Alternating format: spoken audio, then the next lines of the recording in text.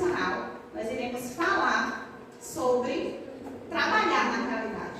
Trabalhar sobre as histórias e as memórias da nossa querida Itacaetá, né?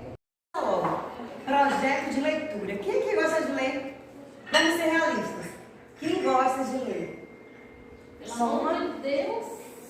Só Beli? Então, ler nos leva a caminhos que a gente nem sonha na possibilidade de acontecer. Nós temos alguns livros aqui, que são alguns livros que nós iremos trabalhar, usar como referências e revisões bibliográficas. Histórias de Itacaetá. Há pouco tempo, né? Minha infância há pouco tempo atrás. Vou lá, Inês, Alain, todos nós praticamente crescemos aqui no mesmo período, né? Uma idade compatível, né? Brincávamos desde a infância juntos e tudo. E aqui em Itacaetá eu recordo assim bastante de uma história não, algo real que aconteceu em Itacaetá, que eu lembro, era da falta d'água aqui em Itacaetá. Alain, Inês, não sei se lembra. Nossa, é verdade. Na igreja matriz ali, no fundo da igreja matriz, tinha um tanque de cimento. Sim. E abaixo, no sentido ao Cavunge, tinha uma bomba d'água. Essa bomba d'água, a água é saloba, a água salgada mesmo. Cá no tanque de cimento, com a falta d'água no município, vinha os carros-pipas que chegavam aí para abastecer. E eram aquelas filas de pessoas com baldes, botijões, bujões, de toda forma, caldeirões, panelinhas pequenas, marcando o local para aguardando a água, a dificuldade que era a água no município. Hoje nós temos, não é isso? Nós temos água encanada em boa parte do município, em grande maioria, a facilidade, coisas que muitas das vezes existia uma dificuldade, mas ao mesmo tempo existia uma alegria. Porque enquanto jovens, nós tínhamos uma infância produtiva, nós brincávamos, nós tínhamos amizades sinceras, nós tínhamos brincadeiras sadias, não era? Brincadeiras sadias. Recordo que tem um tanque aqui, conhecido como Tanque Velho. A maioria das pessoas daqui da cidade, as mães, desciam para lá com as bacias de roupa para lavar nesse tanque. O que é que fazíamos? Não lembra? Recorda?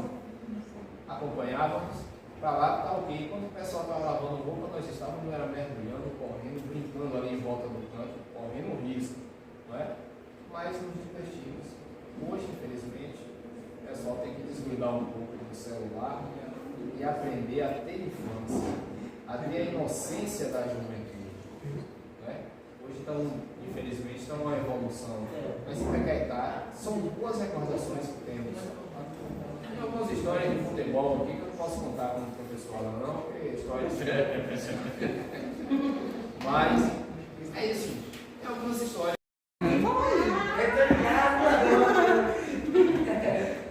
Bom, como já foi dito aí, na verdade sou do município, tá? Do município, nasci nesse município. Porém, saí do jogo para fora, para outra cidade, e depois eu retornei. Então, com relação às histórias, a gente já falou bastante, porque na verdade, como a nossa faixa etária é bem parecida, as histórias são praticamente quase que as mesmas, só muda o local. O local foi o Serrote mesmo? Que o Sim. Alan falou? Próxima fonte. Obrigado. Quer, Beli, depois eu quero convidar você para ler um cordel desses que estão dispostos. Você pode escolher, tá? Para você. Itacaetá, 60 anos de emancipação, mas nossa história começa há muito tempo atrás. Nós temos aqui um painel com uma indígena. Itacaetá não foi habitada por indígenas da tribo dos Ipecas, daí vem o nosso nome. Então a minha saudosa avó, ela me contou que eles moravam ali próximo ao Bom Sucesso. E um dia saíram para caçar veado. E tem uma montar um circo de viagem, né? Isso aí, os cachorros acuaram. Quando chegaram lá, tinha uma criança de uns 12 anos, era um indígena. Aí, para que os cachorros não sangrassem, eles conseguiram tomar da mão dos cachorros, levaram para a fazenda, prenderam ela no quarto, olha que maldade. E ali, toda noite, minha avó contava que os indígenas vinham para tentar resgatar, mas os cachorros afugentavam eles. Eram os indígenas da etnia dos Ipecas. E ali o tempo foi passando, a galera foi se acostumando, disse que era baixinha, tinha os cabelos bem negros, lisos. E aquela indígena foi dada como esposa do avô de minha avó. Aí eles se casaram, deram um nome português para ela, se chamava Eulália. Eulália, ela casou-se com o filho do patrão e teve um filho, Idelbrando. Idelbrando, ele é o pai de minha avó, ou seja, o avó da minha avó, minha bisavó, era indígena. E ela teve Idelbrando, só que pouco tempo depois que ela teve a criança, ela foi moer mandioca. E a prensa, que é uma maneira de você estar dando várias voltas para que ela venha apertar e prensar a mandioca. Com isso, escapuliu aquela madeira que estava prensando e bateu na barriga dela, ela veio a falecer. E aí, o avô de minha avó ele foi criado pela mãe, só teve essa descendência. E então, veja que eu sou um descendente dos indígenas, dos Ipecas. Com a vinda dos colonizadores para essas terras aqui, eles dizimaram todos os indígenas, mataram, porque estavam interessados nas terras. E uma das exigências era isso, para combater os indígenas. Com isso, eles foram assim esquecidos da nossa história. E nós temos depois disso, quando o seu Totônio do Piri era um comerciante que vem de Cachoeira para cá, ele para ali atrás da igreja católica, no Tupé de Cajá, para descansar, amarra seu jeguinho lá com o jacá de mercadoria. Então ele aporta ali e coloca uma vendinha para comercializar, porque as pessoas iam de Pirá, do Cavunde, que na época não se chamava Cavunde, chamava Nova Floresta, passavam por aqui e seguiam para outras áreas para comercializar. Então ali começou a surgir a vila, né? E então aqui tinha uma lagoa rasa com muitos patos. E os indígenas chamavam os patos de Ipecas. Daí vem também a origem do nosso nome. Ipecas quer dizer patos na linguagem tupi, linguagem dos indígenas. E ali nós temos o outro painel que nós trouxemos também, esse aqui, que retrata justamente a casa que era feita de telhado de pindoba, com taipa, bem rústica mesmo, né, embaixo do pé de cajá. Foi a primeira habitação daqui onde veio ser vila, povoado, né, depois distrito de Patos, né. Nós temos aqui uma esteira também que vem retratar a cultura indígena, né, os indígenas trouxeram para nós as esteiras. E aqui nesse cenário que vocês estão vivenciando aqui, vai nos mostrar bastante da nossa história, né? A história vai se desenvolvendo, Ipecaetá se estrutura, torna-se um município emancipado. E hoje nossa cultura tem muita questão dos vaqueiros, né? Temos aqui as cavalgadas, né, em nosso município. As cavalgadas têm origem lá na questão dos tropeiros, né? Por aqui nós tivemos vários tropeiros. Quem tinha uma tropa de burro é como se fosse hoje uma frota de caminhões, né?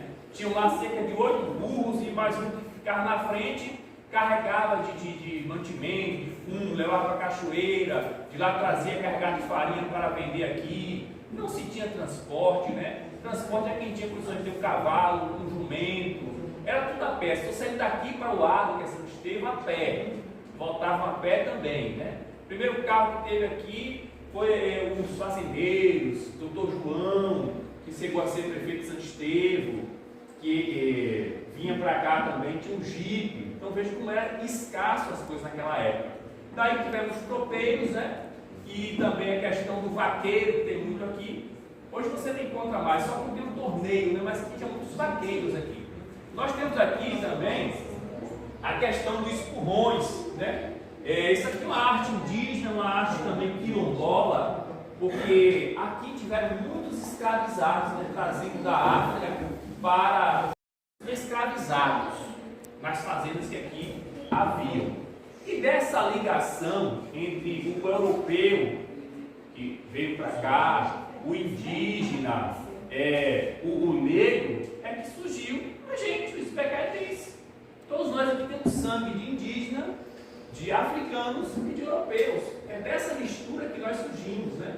E precisamos conhecer e valorizar a nossa cultura, a nossa história. Daí a questão desse livro aqui, olha, do professor José Rocha. José Rocha foi professor dessa escola, já foi professor do Aldo Filho, CEAF, diretor também.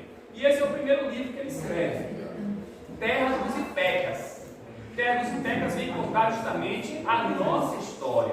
Porque se ele não resgatasse a nossa história, se ele não registrasse, ela iria se perder. Porque uma história quando é passada de um para outro, através da oralidade, ela tende a se esquecer. Então Zé Rocha fez esse papel de resgatar e registrar nossa história, né? Ele escreveu também outros livros, né? E nós temos aqui esse livro aqui, O Poeta e a Viola, que é uma homenagem a Zezinho da Bahia. Quem conhece Zezinho da Bahia aí? Nas cavalgadas, né? Zezinho da Bahia é um locutor, esteve aqui pela manhã. Então nesse livro aqui de Zé Rocha, ele faz uma homenagem a esse poeta, esse repentista, que é também do nosso município. Nosso município é riquíssimo em artistas, né? Nós temos aqui o mais novo trabalho do professor Zé Rocha, que foi esse livro aqui, que é a história do CEAF. Ele resgatou e registrou a história do CEAF. Tem aqui a primeira turma, os primeiros alunos, eventos, professores, tudo está aqui. Então, nós precisamos valorizar a nossa história, a nossa cultura, a nossa memória, as lendas, né? A lenda de Borrachudo, por exemplo, Tia Regina teve aqui pela manhã e disse que ela vivenciou, que realmente aconteceu tudo aquilo, né? Uma lenda do nosso município. A mula sem cabeça diz que meu bisavô João do Pombo tentou laçar essa mula e ela urinou nas costas dele e ficou uma marca. Entendeu? Então aqui tem muita lenda, muita cultura que nós precisamos conhecer para valorizar. Então a importância da leitura e das memórias, né? Fazermos essa ligação com os nossos avós. Ia para lá e a hora mais gostosa era quando dava 6 horas da noite. Ele chegava da roça, aí nós sentávamos em um banco embaixo do varandado e toda noite tinha uma história para a gente. E ele dizia assim: seu Billy Bond, quer que eu lhe conte, mas eu não sei como ele criava tanta história empolgante. E foi a parte que mais marcou a vida da gente, foram as histórias que meu avô contava. E eu tenho certeza também que todos vocês têm essa memória dos avós, né? Isso é muito marcante. Então, brigadão, isso aí. E é um momento até que a gente tira para isso, né? Para reviver esses momentos que foram vividos por elas, né? Que não foi da nossa época. E a gente tem o dever social de não deixar essa cultura morrer, certo? Então, assim... Começou, eu acho que foi antes da emancipação dessa história, um ano depois, da história da indígena, que estava lá, que pega a gente de cachorro, enfim, né, muito antes. E aí vem Itacaitá vinha evoluindo, né? Passou por essa história dos antepassados, do professor Alain, e aí vem pela história dos antepassados dos parentes de Inês, né, Regina, que estava aqui pela manhã, Zezinho da Bahia, o poeta, José Rocha, enfim. E aí Itacaitá vai evoluindo, né? E aí, há uns 30 anos atrás, surgiu uma banda. Eu não era nascida há 30 anos atrás. Não, gente. E aí Itacaitá pegou, até banda musical tinha. O nome da banda era Top Natural. E aí tinha os músicos, tinha a cantora, e aí vinha quem cantava na banda. Olha, sim, essa cantora. Ana Maria. Ela. Olha. Aí a Ana Maria cantava nessa banda, foi descoberta assim pelo show de Calouros, né? Em 1990, não, 1992. Não sei, não era nascida. 1992. Faço ideia, isso é. Nessa parte aí. 1990, 1992. Eu nasci.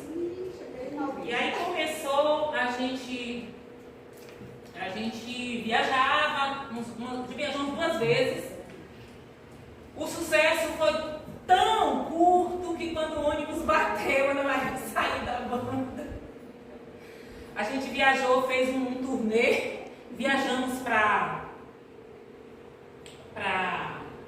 Itaberaba, Planaltino, mais uma outra cidade que eu já me esqueci, e aí voltando o ônibus bate. E aí, desse dia pra cá, eu não parei sair da banda, porque fiquei com medo, tá? E quem foi o fundador dessa banda? Era Astério. Era Astério que fundou essa banda. Mas aí a banda deu continuidade, só que a Ana Maria não estava mais. Aí eu fui arranjar namorado, eu fui casar, o namorado não deixou, a Maria não deixou. Estou eu aqui para contar essa história. Agora sim, eu não tenho mais nada, naquele tempo era fita, né? Sim. Cassete? É, fita.